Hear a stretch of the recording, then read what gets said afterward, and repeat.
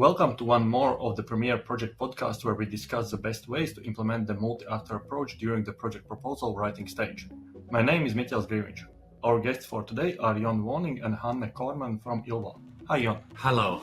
Hi Hello, Hanne. Hi Michaelis. And as usual we are also joined by my colleague Anda Adamson-Fiskovic. Hello, nice to meet you. So the introductions are out of the way. As usual, we are talking about multi-actor approach. But before we start to discuss this, could you maybe shortly introduce yourselves? Yeah, sure. I'm Hanne Korman. I work for ILVO. It's the Flanders Research Institute for Agricultural Food and Fisheries in Flanders in Belgium located. And I'm a social sciences researcher. And we are researching, mostly I'm researching knowledge exchange topics, but also farmer-to-farmer learning. And we are in this project for the multi-actor toolbox. Okay. Yeah. My name is Jon Woning. I'm a colleague of Hanne, also working for ILVO. Before that, I had a background in international projects. So I have worked co-creatively and transdisciplinary before it was called multi-actor, which is an interesting change of pace, I think. Yeah, it seems that almost everybody whom we are talking with says that they have been working with something similar like multi-actor approach without knowing that it will be called someday multi-actor approach. But now we are united under this umbrella, and we have had quite a few recordings already, and we have been discussing different aspects of multi-actor, but you are in a very specific position because you have compiled this toolbox which compiles the best instruments for actually putting together a multi-actor project proposal. So could you maybe elaborate what does it mean, a multi-actor approach toolbox? Yeah, so anyone, especially if you're in a position like anyone for Horizon is, in a proposal phase where you're limited on time and resources and you have to compile a lot of opinions from a lot of people to get to one thesis and one nice proposal that is coherent, you will need some support. Like maybe there's people out there that can wing it and produce something really great, but why not let yourself be helped by introducing tools to this mix? Okay, so tools help.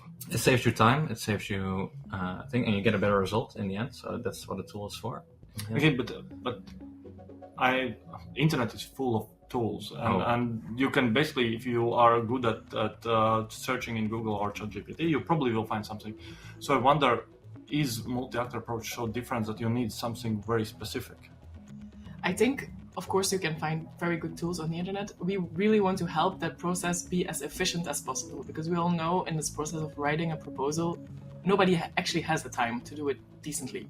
So we really want to make that as efficient a process as possible. So we did the work for the people. So instead of needing to scan to, 3,000 tools that are out there on the internet, let's say, we did that process. So we scan them to be available in English, to be less than 30 minutes to read them.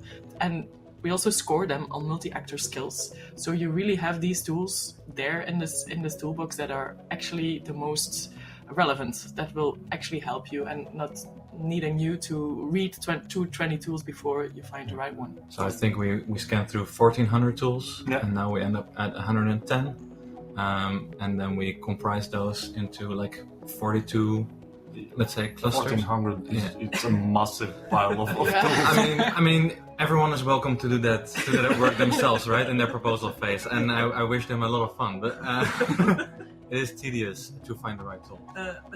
I would assume that there was none of the tools labeled as multi-actor approach. So you had the hard job of actually putting it under that umbrella and understanding which tools would fall under this category, right? Yes, that's true. We went through co-creation, we went through communities of practice, we went through multiple stakeholders, multiple perspectives, different labels. We basically had to redefine what MAA means on an individual level, right? So because a tool is enhancing someone's capacities, right? So you had to operationalize the concept to actually get to a methodology where you know what you are selecting. Well, how do you otherwise tell which tool is MAA appropriate and which one is not? You need a metric to So could you maybe lift the curtain or lift the curtain, or curtain. what's the saying, and explain us a little bit what are these criteria that distinguish any tool from multi-actor tool? Yeah. So Sure. yeah, you wanna? No, go ahead. Okay.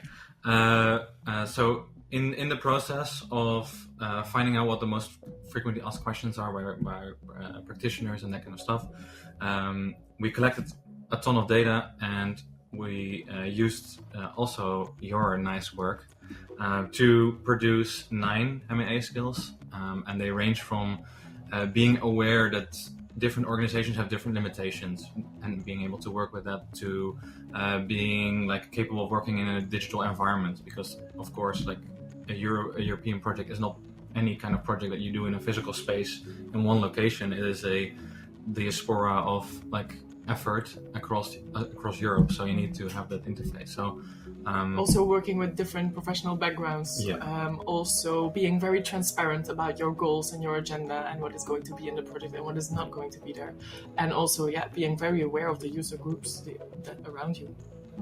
So it's both skills, but then also a very specific way how you actually organize your work. Yeah, in a sense, it sets you up as a person. Like if you would possess, in theory, if you would possess all of these skills appropriately, then you would be able to participate very well and be very suited for a multi-actor. Of course, nobody is perfect, so we don't expect anyone to have all those 9 skills. That's what the tools are for, Okay. right? They are Yeah. helping you as a group organize and fix gaps and like. But you mentioned the focus on an individual. Can you differentiate where we are speaking about tools for, I don't know, institutions, organizations, and where it's up to an individual? Did you feel this difference in the tools?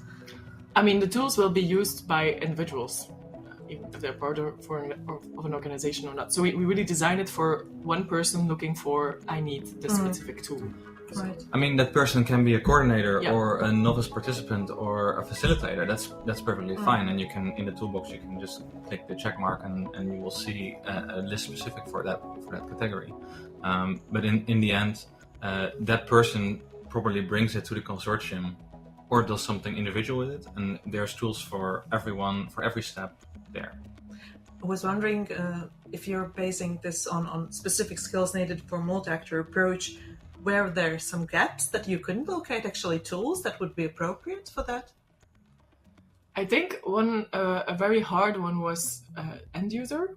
Yeah. Finding end users or how to involve them from the start of proposal writing, because they are very hard to reach, have zero time. Maybe you don't know where to find them, and they don't know how to engage with you. So I think this was a very hard group. Yeah. It was also a difficult skill to like fill the toolbox with, and we did it with an analysis. I don't know off the top of my head which tools were like the least number of tools represented. Right, yeah. But that is it was a thing we did, and we tried to fill that gap as best as possible. And we're still like waiting or like anticipating the community to reach out and present us. Okay, so good for tools. people who are listening to us, first of all, we will add in the description of the podcast the link to the toolbox, and then you can reach out to Ilvo and actually suggest your own tools, and they will be implemented to the toolbox. Yes, Yeah. please, because we have until the end of the project, which is 2027, to keep on filling this toolbox with tools. So I'm sure we are missing some. We tried our best. I'm sure we're missing I some. mean, so 1400 is not the entire internet. So, But it's a lot. So yeah, but maybe the opposite question to what Anda asked. So you mentioned which were the least represented areas where you found the least tools. Which were the most populated areas where there were abundance of tools? facilitation. Yes, facilitation methods. Yeah. So do you have any hypothesis why? Because it's, I guess, applicable in so many different, like multi-actor is just one application, a field of application for those kind of tools. Like, and there's like 15,000 icebreakers if you want to look for them, and we purposely try to exclude them out of because that's not what the toolbox is for. But we try to include some that are specifically suited for the MAA process, so that do the participation, like have the consortium members have a voice. Yeah.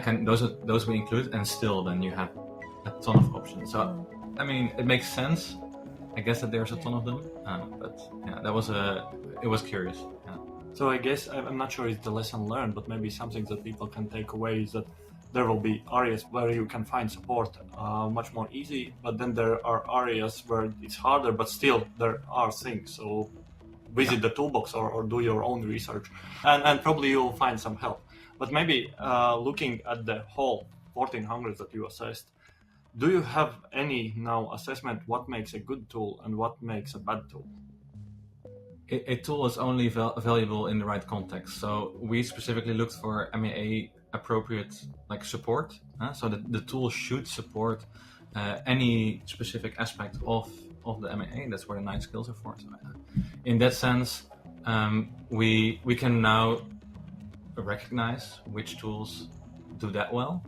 You know, you shouldn't use a hammer as a saw, and vice versa. So, like, if you're not looking for MAA specific tools, don't use a toolbox. If you are, use the toolbox, because that will save you a lot of research and finding your own appropriate tools. And as I said before, the tools that we put in there are easy to use. So you have tons of very useful books about a multi-actor, for example, but that will take you way longer than 30 minutes to get into depth, and that's not what we focused on. So we really focused on directly usable tools that won't take you that much time. Which seems almost counterintuitive, because usually when you think like if it is good, you have to spend a lot of time on that, but then you are saying you can't find good solutions for just 30 minutes. Yeah. I was wondering if you were also struggling with the concept of tool, I guess. Yes. But maybe specifically with regard to the multi-actor context. Scope creep is real when you're talking about tools. Well, I mean, where does a tool stop? That was a troublesome thing. So maybe we should give some examples. So you have workshop formats, for example, in there that will tell you how to run the workshop. You have checklists. You have links to videos. You have what else? The Mami game, like a game you can play, is in there. You have Excel templates. So these are what we call tools. So all these things are tools. I think what you mentioned just a moment ago, I think it's important to note that there are also originally developed tools also by the Premiere project, not only those sourced outside, right? Yeah, indeed. So definitely those from Premiere are in there, but of course also we mentioned tools and we refer to tools that are not made by Premiere originally. You are in this unique position where you have actually scanned all of that, and probably you have a very firm grasp of how the process goes from the initial thought that somebody should participate in multi-actor approach till the submission moment. So for somebody who is now thinking like I should really apply or I should do something, could you maybe give some pointers where to start and where maybe to look back and have I done everything right and am I in the right position? You make it sound like we have all the answers. Yeah, you do. And it sounds good, right? But like, no, we built a wizard in the toolbox. So that's it's wizard. It's a user guide. Let's say, right? It's a technical term. A user guide. So basically, if you're not entirely sure what you're looking for, but you have a question. We built like a question tree so you can follow through on the most appropriate question, and it will show you a part of the toolbox. So it pre-filters for you and it shows you an appropriate set of tools that fit the question that you had in mind, or at least an approximation of the question you had. So if I would write, I don't know where to start, it could give me something. No. It is more. It's more static. So if you say like, I don't know where to find partners, right? Then one of the first question is like, how do you find partners and coordinators, right? And you click on it, and it comes the next question, and you basically are guided through, and we have all coded the tools to answer one or more of these specific questions. And so at the end of those questions, you'll be presented with a toolbox, but then not the entire toolbox, not the 110 tools or like 112 now, but like only a subsection that is relevant for that question. So it sort of helps you get there. It's not a LLM model that would be. It's kind of a multiple choice decision tree. Yeah. Okay. And is it suitable only for novices or who actually should like be the... anyone with a question, right? Okay. Like it works. In the end, you might have to filter a little bit more, right? Like if you're a coordinator and you go through the question tree, you will find also tools that are potentially not for coordinated, but for partners or for novices. But you can very quickly see at the tags like, this is for coordinators or for Okay, someone else. yeah, so they are properly labeled and Yeah. people can orient themselves. Would it be also suitable for those consulting, those who want to apply the multi-actor approach, or it's rather more for those who actually engage it? Anyone with a So- question? Okay. That person has a question, I assume. So, yeah, if you it's have a really good. question, you heard it from Jon. If you have a question related to MEA, Okay, so Yeah. point well taken. If you Yeah. have a question related to MAA, probably the toolbox can assist you and make your life much easier. yeah. Yes. And if it doesn't, please do the research and then send your results to us, and then we can help anyone after you. Okay, so I would love to continue this conversation for an hour or two, but unfortunately we are limited in our time. Thank you, Jon. Thank you, Hanne. Thank you, Anda, for being so proactive with your questions. Always And welcome. Without you, our podcast would fail completely. But seriously, thank you. This was very interesting, and let's continue our conversation later in the evening with a glass of wine. Thank you, Michaelis. Okay, Nice to bye.